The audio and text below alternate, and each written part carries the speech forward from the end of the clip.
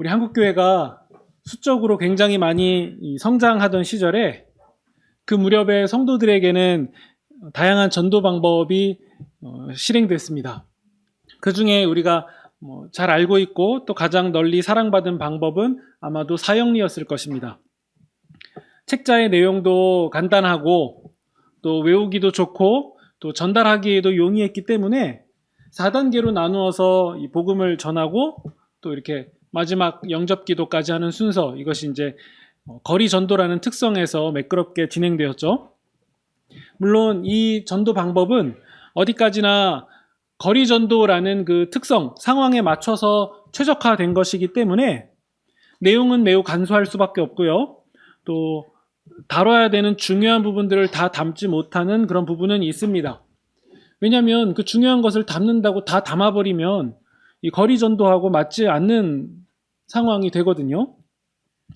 실상 이것을 시작으로 해서 그 사형리를 시작으로 교회는 이제 복음과 성경에 대해서 더 심도 있게 가르쳐야 되고요. 또 그것을 배워야만 했는데, 하지만 안타깝게도 대부분은요, 그 복음과 구원에 대해서 딱 간소화된 그 정도만 이해하고 끝내버렸다는 거예요. 그래서 실상 내가 천국은 다 소유했으니까 이미 다 됐다라는 그런 생각으로 또 그런 방향으로 흘러가는 그런 경향이 있었습니다. 예수님을 그저 믿기만 하면 구원을 받는다라는 얘기, 이 얘기를 잘못 이해를 해서요, 그냥 믿습니다라는 기계적인 그런 말만 하면 다 천국 백성으로 간주되는 걸로 오해하게 되었습니다. 게다가 구원의 확신이라는 개념이 등장하면서 성도들은 더욱더 혼란스럽게 됐습니다. 구원을 받았는지 받지 않았는지 이것을 확신하냐라는 질문에요, 적지 않은 성도님들이 당황하게 됩니다. 구원의 확신이라는 말을 할 때 보통 이제 사람들은 어떤 감정적인 측면만을 이해하게 되거든요. 그래서 구원받았느냐라는, 구원의 확신이 있느냐라는 질문에요, 보통 감정적으로, 뜨겁게, 적극적으로, 열성적으로 네, 받았습니다! 라고 대답할 수 있는 것, 이게 정말 구원의 확신이라고 할 수 있을까요? 하지만요, 우리는 조금만 생각해 보면 우리의 감정과 실제는요, 별개라는 것을 금방 알 수 있게 되거든요. 예를 들어서요, 우리가 기분 좋게 어디 외출하려고 잘 차려입고서는 나왔는데요, 그것도 이제 집에서 굉장히 멀리 나왔는데 갑자기 오싹한 기분이 하나가 드는 거예요. 내가 가스불 끄고 온 거 맞나?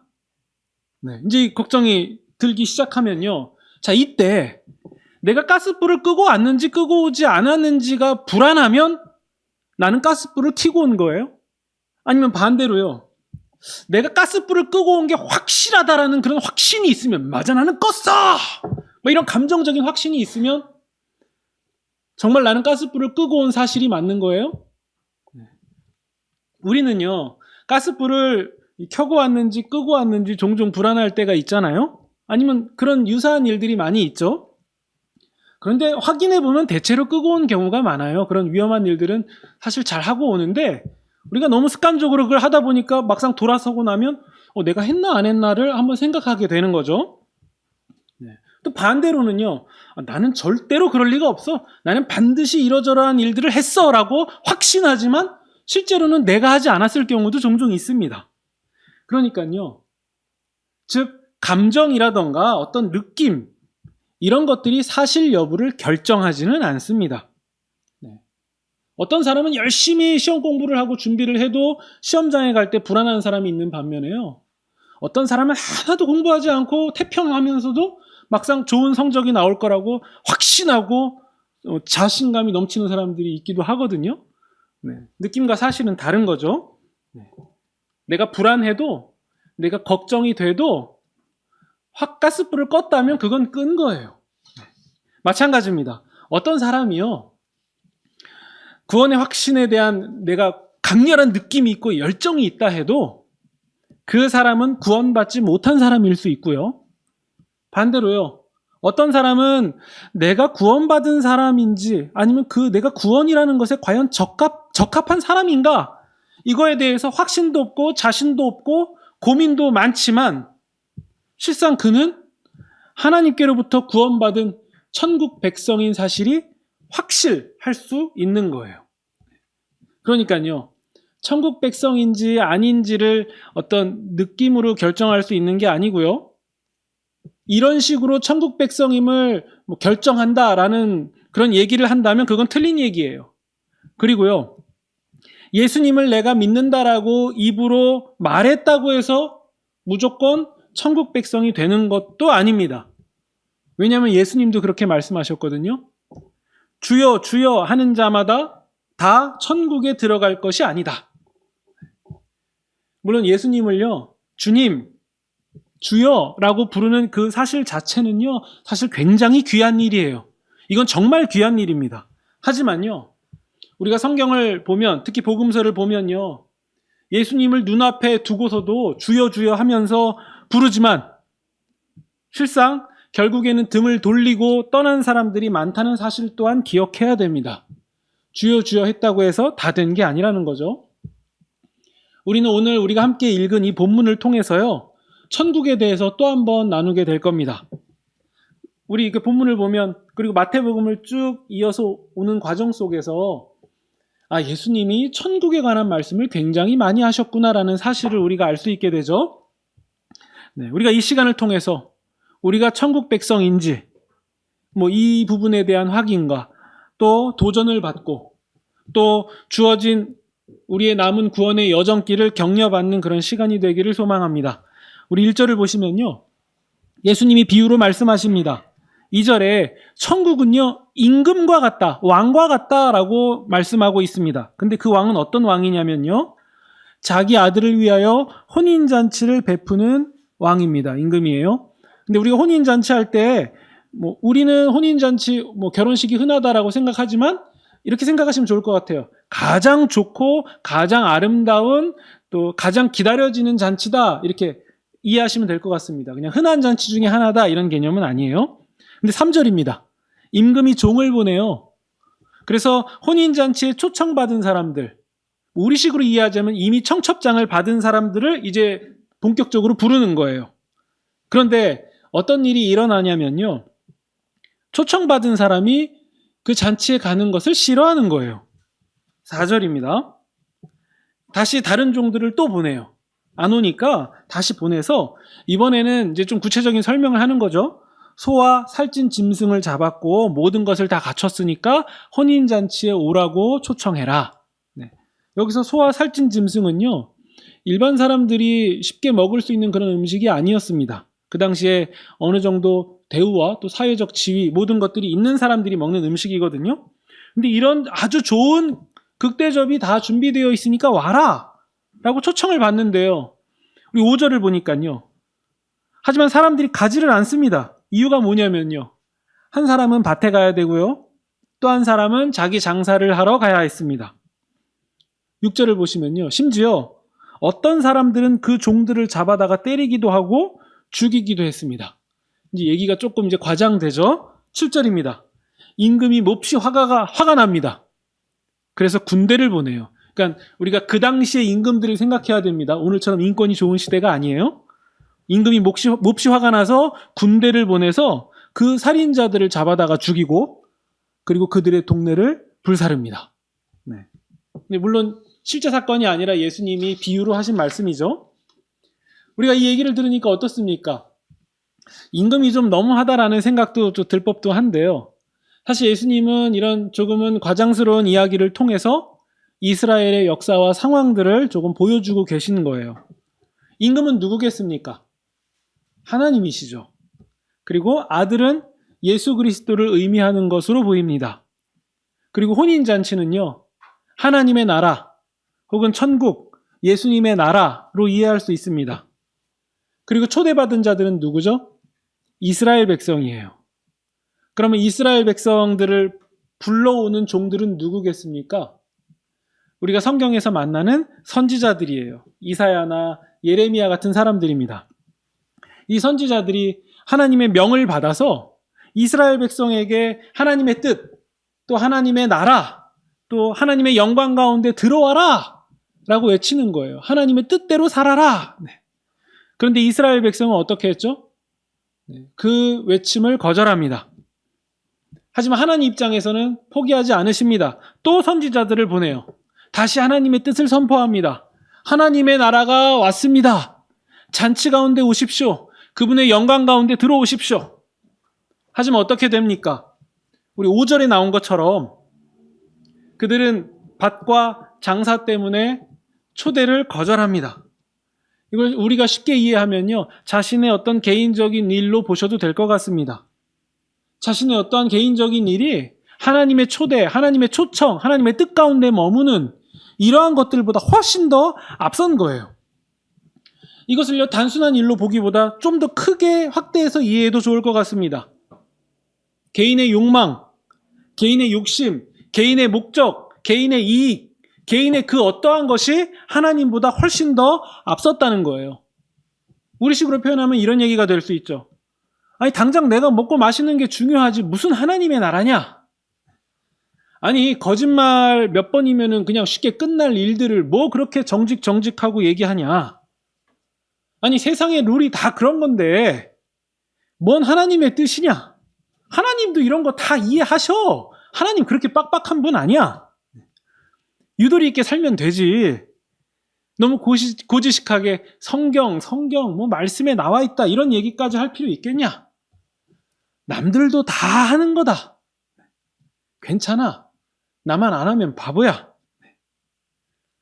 이게 사실 이스라엘도 크게 다르지 않았습니다. 하나님을 섬기면서요, 그 당시 누구나가 다 인정하던 풍요의 신, 풍년을 가져다 준다는, 풍족을 가져다 준다는 바알신도 함께 겸하여서 섬긴 역사였습니다.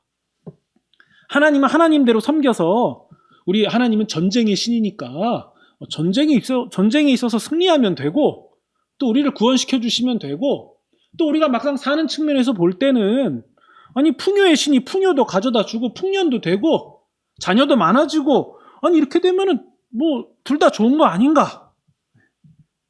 게다가 어디 바알뿐이었겠습니까? 그 외에 뭐 잡다한 많은 신들을 함께 겸하여 섬긴다라는 것은요, 그 세상에서 낯설지 않은 거였어요. 물론 이렇게 말할 수는 있어요. 아니, 우리는요 우상 숭배는 하지 않거든요. 근데 아닙니다. 옛날보다 더 좋은 지식, 발달된 과학 시대 속에서 살기 때문에 우리가 돌덩이라던가 이런 걸 만들어 놓지 않을 뿐이지, 사실 우상과 같은 똑같은 개념들을 우리는 다 모시고 살고 있죠. 사실 우리는 사람의 생명이나 성경이 말하는 고귀한 가치보다 내 주머니에 있는 지폐 몇 장, 카드 한 장이 훨씬 더 중요한 시대를 살고 있지 않습니까? 어쩌면 과거보다 그게 더욱더 강력한 우상일 수 있습니다. 그렇게 이스라엘 백성들이 살다 보니까요, 야, 이거 하나님을 의지하는 것보다는 강대국을 의지하는 게 좀 더 확실하네. 즉각 반응이 나오네. 야, 세상처럼 강해지는 게 최고인 것 같다. 그러다 보니까 호세아 선지자의 말처럼 진리도 버리고 인애도 없고 하나님을 아는 지식도 없고 하나님의 율법도 다 잊어버리고 사는 그런 결과가 나온 거죠. 그러니까 하나님의 백성이라고 자처하던, 하나님이 선택한 그 백성들이 세상과 다를 게 하나도 없어진 거예요. 특히 열왕기 역사 속에서 우리 이스라엘의 왕들의 대체적인 공통점은 뭐였습니까?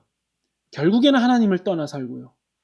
결국에는 음란하게 살고, 결국에는 우상 숭배를 하고, 그렇게 흘러가니까 이스라엘 백성들도 마찬가지로 똑같이 되는 거 아니었습니까?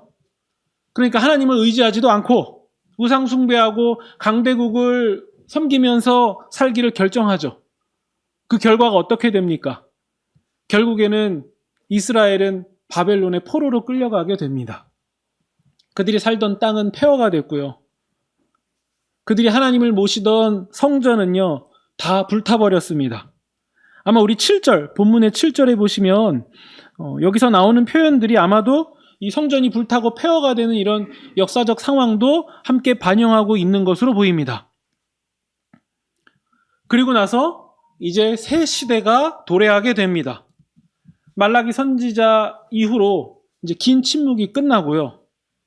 세례자 요한이 등장해서 외칩니다. 하나님 나라가 가까이 왔습니다. 하나님 나라가 가까이 왔으니 이제 우리는 회개해야 됩니다. 하나님 앞으로 온전하게 나아가야 됩니다. 하지만 이스라엘은 그 선지자의 말씀을 어떻게 했습니까? 거부했죠. 그는 한 아이의 생일 선물로 운명하게 됩니다. 세례 요한을 이어서 이제 민족이 그토록 기다려오고 바라던 메시아이신 예수께서 오셨습니다. 그분도 똑같이 선포하십니다. 하나님 나라가 가까이 왔다. 이제 회개해라. 하나님 앞으로 나아가라. 하지만 결과는 어떻습니까? 유대 종교 지도자들은요, 도리어 그렇게 선포하는 예수님을 죽이려고 했습니다. 왜죠? 자신들의 기득권들, 자신들이 가지고 있는 그 모든 것들이 자꾸 공격받고 흔들리는 것 같아서 예수님의 존재는 불편했거든요. 없어졌으면 좋겠다라고 생각했거든요.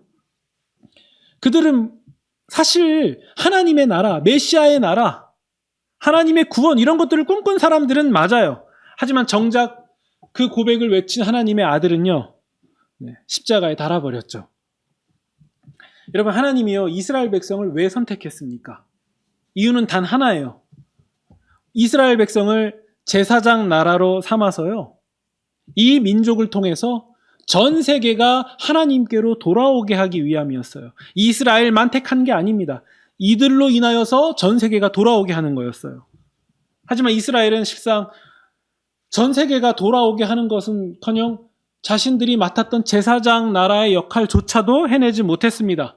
그저 하나님의 백성으로서 패역함, 순전하지 못함 이런 것들만 보여줬고요. 결국 그들은 실패했습니다. 이제 이스라엘을 대체할 새로운 이스라엘이 하나님의 부름을 받게 됩니다. 이제 새 이스라엘은 누구냐면요, 예수님의 12제자로 시작된 하나님의 공동체, 예수님의 공동체. 이걸 더 크게 보면, 오늘날로 보면 범세계적으로 분포된 모든 그리스도인들이 바로 새 이스라엘이에요. 우리도 새 이스라엘로 포함되는 거죠. 그러면 이제 우리가 주목해야 될 부분이 등장합니다. 8절이에요. 여기부터는 우리가 좀 더 주목해서 봐야 됩니다. 임금이 종들에게요, 이렇게 얘기합니다. 이전 사람들은, 과거의 사람들은 혼인잔치에 합당하지 않다. 맞지가 않다. 9절입니다. 이제 종들에게 얘기합니다. 내거리로 가서, 넓은 곳으로 가서, 사람들이 많이 다니는 곳으로 가서 이제는 만나는 사람대로 누구나 혼인잔치에 올 수 있도록 초대해라. 이제 이스라엘이 대체되었다라는 얘기예요. 이제는 예전의 이스라엘을 대체하는 새로운 이스라엘의 등장. 이제는 민족적인 한계를 뛰어넘어서 어떤 구분도 없이 모든 사람을 대상으로 확대되었다. 누구나가 혼인잔치에 초대될 수 있다. 이것을 알리는 거죠. 심지어 10절을 보시면요, 선한 자들뿐만 아니라 악한 자들도 초대받았다라는 사실을 우리는 알 수 있습니다. 심지어 악한 자들마저도 하나님의 나라에 초대를 받았다라는 사실이죠. 근데 여기서 주목할 것이 있습니다. 하나님의 나라는요, 하나님의 복음은요, 혈통도, 성별도, 심지어 악한 자들에게도 차별 없이 모두 주어지지만요, 딱 한 가지 요구되는 게 있다는 거예요. 딱 한 가지. 그건 11절에 나옵니다. 임금이 한 사람을 주목해요. 그가 임금의 주목을 받은 이유가 있습니다. 그것은 그가 예복을 입지 않은 거예요. 예복을 입지 않았다. 우리나라 현대 문화로 보면요, 사실 와닿지 않는 부분인데요. 우리는 뭐 결혼식에 요즘에는 정장 입고 가지 않잖아요. 뭐 청바지 입고 가도 이제는 결례가 아닌 시대잖아요. 근데 이 성경 시대 이스라엘 백성에게는요, 혼인잔치에 초대를 받았는데 예복을 입지 않고 가는 것은요, 그 혼인잔치를 초대한 주인에게 굉장히 무례한, 모욕적인 그런 문화였던 것으로 보입니다. 그런데요, 게다가 일반 사람이 그냥 초대한 혼인잔치도 아니라 당시에 왕이 초대하는 거예요. 왕이 자신의 아들인 왕자의 혼인 예식에 초대를 했는데 예복을 갖추지 않았다? 이것은 왕을 굉장히 기만하는 그런 행위가 되었을 것이 분명합니다. 결국 그는 어떻게 됩니까? 예복을 갖추지 않은 그는 결국에는 쫓겨나는 결과를 맞이하게 됩니다. 그러면요, 예수님이 하신 이 혼인잔치의 비유에서 이 예복이 의미하는 것은 무엇이겠습니까? 이야기를 이렇게 이해할 수 있죠. 종이 혼인잔치에 오라고 초청하는 것에 응해서 가는 것을 예수님을 믿음으로 맞이하는 것이라고 이해한다면요, 예복을 입는 것은요, 예수님을 내가 믿는다라는 것을 증명하는 것에 해당해요. 다른 표현으로요, 내가 예수님을 믿는다는 것을 보여주는 삶을 말하는 거예요. 예수님이 이 말씀하신 이 혼인잔치 비유는요, 사실 21장 28절에서부터 이어지는 세 가지의 비유 중에 마지막 비유입니다. 연속된 비유이기 때문에 의미가 하나로 쭉 흘러가는 그런 비유거든요. 시간상 이 비유들을 다 살펴볼 수는 없고요. 앞에 나왔던 두 가지 비유를 정리하고 종합적으로 받는 한 구절만 우리가 한번 보겠습니다. 21장 43절이에요. 21장 43절입니다. 네, 우리 함께 읽겠습니다. 43절입니다. 시작. 그러므로 내가 너희에게 이르노니 하나님의 나라를 너희는 빼앗기고 그의 나라에 열매 맺는 백성이 받으리라. 누가 하나님의 나라를 받는다고요? 열매 맺는 백성이 받는 거예요. 이렇게 정리를 해서 예수님이 한 번 더 비유로 말씀하시는 거예요. 그러면 이 예복은 무엇이겠습니까? 열매인 거예요. 이 예복은 열매를 말하고 있는 겁니다. 이게 무슨 말씀인지 이 43절이 이해가 되시죠? 이스라엘의 종교 지도자들, 그리고 종교 기득권들, 스스로 천국 백성이라고 자처하고 매우 열렬하게 뜨겁게 확신하는 그 사람들, 그들은 하나님의 나라를 뺏길 것이다. 왜죠? 열매가 없기 때문이에요. 확신은 있고 자만도 하지만 스스로 맞다고 고백도 하지만요, 열매가 없어요. 근데 예수님의 대답은 매우 단호합니다. 열매가 없다. 그들은 뺏길 것이다. 열매 있는 자들이 그것을 갖게 될 것이다. 심지어 성경 전체로, 우리 마태복음 전체로 보면 어떻게 나옵니까? 세리와 창기들도 그들이 열매 있는 자들이라면 그들이 하나님의 나라에 먼저 들어가게 될 것이다. 이게 예수님의 말씀인 거죠. 그러면요, 이 혼인잔치의 비유에서요, 청함을 받은 사람들, 이 사람들 어떻게 됩니까? 밀려나죠. 종들을 거부한 그 사건, 종들을 거부했다라는 것은요, 사실 임금을 거부한 것과 똑같습니다. 그리고 이들의 오만함은요, 결국에는 혼인잔치에서 밀려나는 결과를 겪게 되죠. 그리고 새 사람들이 혼인잔치에 초대받게 됩니다. 이들이 하나님의 나라를 받게 돼요. 그럼에도 중요한 것이 있다면 무엇입니까? 바로 예복입니다. 이 예복이 문맥상 의미하는 것이 뭐라고요? 예수님을 믿는 것을 증명하는 것, 혹은 예수님을 믿는다는 것을 보여주는 삶, 이것을 말하는 거예요. 이것을 예수님이 한 단어로 열매라고 정리하신 거예요.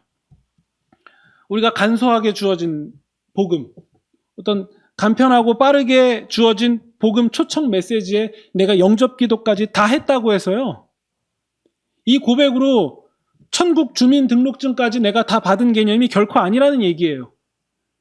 나는 당연히 구원받은 천국 백성이라고 확신하고요, 뜨겁고 절절하고 감정적으로 나는 조금도 흐트러짐 없이 확신한다라고 해도요, 이 확신으로 내가 천국 백성이 보장되었다는 사실이 아니다라는 얘기예요. 성경은요, 그러한 감정적 확신으로 천국이 보장되었다라고 단 한 번도 언급하지 않습니다.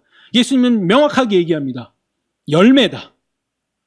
열매다. 네. 내가 예수님을 구주로 모셨다라는 확실한 증거는요, 열매 외에 다른 것이 없습니다. 마태복음 처음부터요, 오늘 우리가 나누는 22장까지 일관되게 선포되고 있는 말씀이 바로 열매 아닙니까? 예수님이 말씀하십니다. 주여 주여라고 고백했다고 해서 다 천국 백성이 아니다. 누가 천국에 들어가냐? 다만 하늘에 계신 내 아버지의 뜻대로 행하는 자만이 들어간다. 모래 위에 지은 집과 반석 위에 지은 집의 유일한 차이 하나는요, 내 말씀을 듣는 건 똑같은데 행했느냐 행하지 아니하였냐, 이거 한 가지의 사실이라는 겁니다. 우리가 주의 이름으로 권능도 행했고요, 집회도 열었고요, 설교도 했고요, 내 설교에 수많은 사람들이 뭐 들었다 놨다, 뭐 귀신도 쫓김 당하고요, 사람들이 열광으로 빠지고요, 주의 이름으로 많은 권능도 행하는 이런 일들 주님 보시지 않았습니까? 제가 주의 이름으로 이 일들을 했습니다라고 아무리 열심히 얘기해봐야 예수님의 대답은 딱 한 가지입니다. 열매로 한다. 열매로 한다. 그리고 이 말씀을 이어서 하실 거예요. 이 불법을 행하는 자들아. 불법이었다는 거예요. 우리에게 만약 천국에 대한 잘못된 개념들이 있다면요, 반드시 수정해야 됩니다.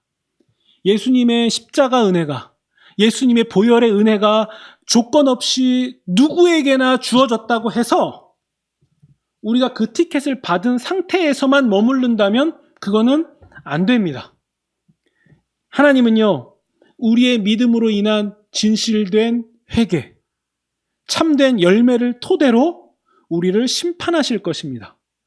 그 열매가 있는 사람들은 마치 심판을 받지 않는 것과 똑같아서 심판을 받지 않는다라고 표현할 정도로요, 그 열매로 하나님은 심판하실 거예요. 그러면 이렇게 얘기할 수도 있죠. 아니, 그동안 믿음으로 구원받는다라고 하지 않았습니까? 네, 맞아요. 지금 믿음으로 구원받는 그 얘기를 하고 있는 거예요. 믿음으로 구원받습니다. 단지 그 믿음이 참인지 거짓인지는 우리의 열매를 통해서 알 수 있다라는 얘기를 하고 있는 거예요. 이것이 예수님의 말씀입니다. 우리 여러분 성경 복음서를 보십시오. 그리고 서신서를 보십시오. 다 우리의 행함에 관한 얘기를 하고 있어요. 왜죠? 그 말씀을 듣는 사람이 이미 예수 그리스도를 구주로 믿은 사람들이기 때문에 그래요.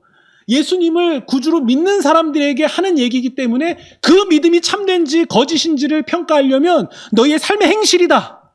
그러니까 서로 짐을 나누어 줘라. 비방하지 마라. 용서해줘라. 참아줘라. 견뎌줘라. 이해해줘라. 배려해줘라. 왜 이런 도덕적인 윤리적인 얘기가 나오냐면 그 삶의 모습을 통해서 우리의 예수님 믿는 그 믿음이 진짜인지 가짜인지가 증명되기 때문이에요. 달라진 게 없어요. 예수님을 믿는 믿음으로 구원받습니다. 그런데 그 믿음이 참인지 거짓인지는 우리의 열매를 통해서 증명된다는 사실입니다. 한편으로요, 우리는 이런 생각도 해봐야 됩니다. 아니, 임금이 초대했는데 그걸 감히 거절할 수가 있을까? 근데 학생들로 따지면 담임 선생님이 면담 시간 정했는데 거기 안 갈 수 있어요? 하물며, 아니 그 당시에 왕이 초대한 건데 그 초대를 거절할 수가 있었겠습니까? 아니, 임금을요 얼마나 가볍게 여겼길래 자기 일 바쁘다고 임금의 초대를 거절합니까? 그리고 임금이 보낸 종들을 죽일 수가 있습니까? 무시할 수 있습니까? 말이 안 되죠. 근데 사실 우리도 크게 다르지 않을 수 있다는 경각심을 갖고 있어야 됩니다. 우리 또한 예수님을 믿는다라고 고백하지만 우리의 일상 속에서 하나님의 말씀, 하나님의 뜻을 거절하는 게 너무도 쉽고 하나님의 뜻대로 사는 것이 그다지 중요하지도 않고 하나님의 계명을 지키고 살아간다라는 것이 별로 나한테 부담감도 없고 내 삶의 우선순위를 쭉 나열해서 냉정하게 따져볼 때 그 정점에 하나님이 계시지 않는 게 그다지 문제가 되지 않고 그저 내 맘대로 내 뜻대로 살다가 내세에 천국에 들어가면 다 됐다라고 생각한다면 이게 정말 예수님 믿는 거 맞습니까? 정말 천국에 들어갈 수 있는 믿음이라는 것이 이런 믿음이었어요? 이런 믿음을 가지고 들어갈 수 있는 곳이 천국이라면 거기가 천국이 맞는 거예요? 성경이 그렇게 증거합니까? 우리는 심각하게 고민해야 돼요. 그렇지가 않습니다. 이건 앞뒤가 맞지 않는 얘기예요. 혼인잔치는요, 누구에게나 열려 있습니다. 값없이 주어진 하나님의 은혜예요. 그런데 이 혼인잔치에서 가장 중요한 사실은요, 예복이에요. 즉, 열매를 맺고 있는 삶을 사냐? 다시 말해서 나의 믿음이 진짜 믿음이 맞냐? 이게 가장 중요하다라는 사실이에요. 혼인잔치에 참여했느냐 하지 않았느냐가 중요한 게 아닙니다. 예복이에요. 열매예요. 14절을 보시면요, 청함을 받은 자는 많되 택함을 입은 자는 적다는 말씀도요, 우리가 이 맥락에서 이해해야 됩니다. 우리가 기계적으로 신앙 고백을 잘했다고 해서 그것이 성경이 말하는 믿음이 아닙니다. 우리가 주님을 믿는다는 것은요, 주님을 믿는다라는 것은 다른 표현으로 바꾸면 주님의 통치를 받는다. 주님의 통치를 받는다라는 뜻이고요. 우리가 주님의 통치를 받는다라는 것은요, 곧 주님의 뜻을 따라 사는 것을 의미하고요. 우리가 주님의 뜻을 따라 산다라는 얘기는요, 우리가 주님의 통치를 받는 백성입니다라는 뜻이고요. 우리가 주님의 통치를 받는 백성이다라는 얘기는요, 우리가 천국 백성임이 너무도 분명하게 증명되었다라는 얘기인 거죠. 물론 한 가지 기억해야 될 사실이 있습니다. 이 말씀이 우리에게 굉장히 버거워요. 왜냐하면 우리는 완벽하지가 않거든요. 우리가 어떠한 것을 작심해도 3일 못 간다는 건 너무 잘 알거든요. 근데 하나님은 모르실까요? 더 잘하세요. 우리가 작심하는 거 3시간도 못 간다라는 거 하나님은 너무도 잘 알고 계십니다. 하나님은 우리에게 완벽할 것을 말씀하시지만 우리의 완벽을 너무도 높게 강요해서 우리를 도달하지 못하게 하시는 분이 아니에요. 왜죠? 그러니까 예수님을 보내주신 거잖아요. 우리가 못하니까 성령님을 보내주신 거 아닙니까? 오히려 하나님은요, 우리에게 정말 요구하시는 것은 우리의 성숙해져가는 과정입니다. 우리도 비슷하잖아요. 우리가 유아들에게 밥 먹일 때 한 톨도 흘리지 않고 입에 하나도 묻히지 않고 교양 있게 밥을 떠먹을 것을 기대합니까? 아닙니다. 그 숟가락을 코에 넣든 입에 넣든 그 수저로 자기 스스로 떠서 입에 넣으려고 하는 시도 자체를 우리는 귀하게 보지 않습니까? 그래서 나중에 치울 거 생각하면 아찔하지만 우리 그거 보고 잘한다 잘한다 하지 않습니까? 우리도 크게 다르지 않습니다. 우리 어르신들 말씀하는 거 보면 항상 이 얘기 하시더라고요. 중년이든 노년이든 야, 스스로에게 이렇게 말씀하세요. 나는 나이만 먹었지 아직 철이 안 들었구나. 그 얘기 들으면 저는 낙심해요. 그럼 저는 언제 철이 들까요? 근데 하물며 아니 자기 스스로 봐도 자기가 철이 안 드는데 하나님이 우리를 보실 때는 어떻겠습니까? 우리가 유아 바라보는 것들보다 더 큰 격차가 있지 않겠습니까? 더 큰 갭이 있지 않겠어요? 그럼 하나님이 우리에게 뭘 요구하시겠습니까? 너 흘리지 말고 하나도 토시 하나 틀리지 말고 다 해. 하나님이 그러실까요?